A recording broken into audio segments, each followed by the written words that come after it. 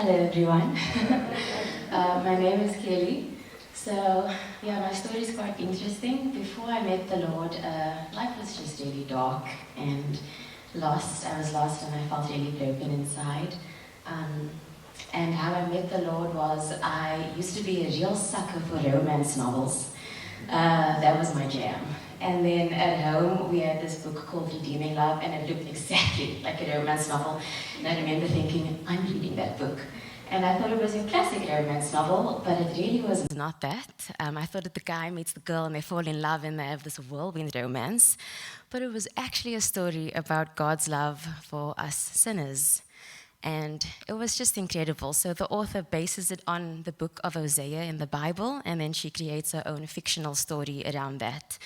And I remember reading it and just being blown away. So God calls Michael Hosea to marry Angel, the prostitute, and it's just a wonderful story about God's redemptive love and grace towards us sinners. And in the end, God saves her.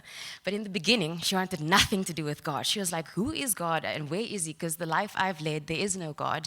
And I saw my own brokenness in her. I related a lot to that and my own wickedness. And there were things that I had done that I wasn't proud of. And then here was a God who had his hand extended, who offered to save her, who offered forgiveness and love and mercy and grace. And I was drawn to that.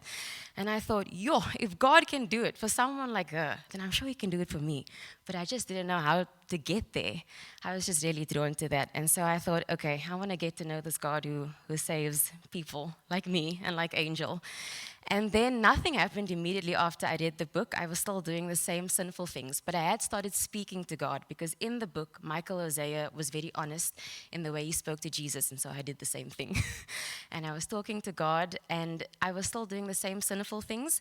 While I was doing it, it felt like someone was watching me, and I felt a really gentle nudge that made me so uncomfortable, and I couldn't put my finger on it. And I kept on thinking, what is that? I don't understand. And this would happen continuously for a few times in the week. And then again, I'd be doing the sin and a gentle nudge, and I kept on going, I can't do this makes me uncomfortable, but I don't understand. And I felt drawn to the book and the author, so I Googled Francine Rivers, and lo and behold, she has a page, a website. And I was reading on her website, and she said something like, "Beloved, surrender wholeheartedly to the Lord." And I don't know what happened. But a few minutes after reading that, it's like it hit me like a wave, and something welled up within, and I just said sorry to God. I just said, I'm really sorry. I am really sorry. Please forgive me. And within an instant, I felt clean, and I couldn't explain it. I just felt different. I felt healed. I felt, okay, so I was like, that's what you were waiting for. You were waiting for me to ask you forgiveness from my heart, to say that I'm sorry.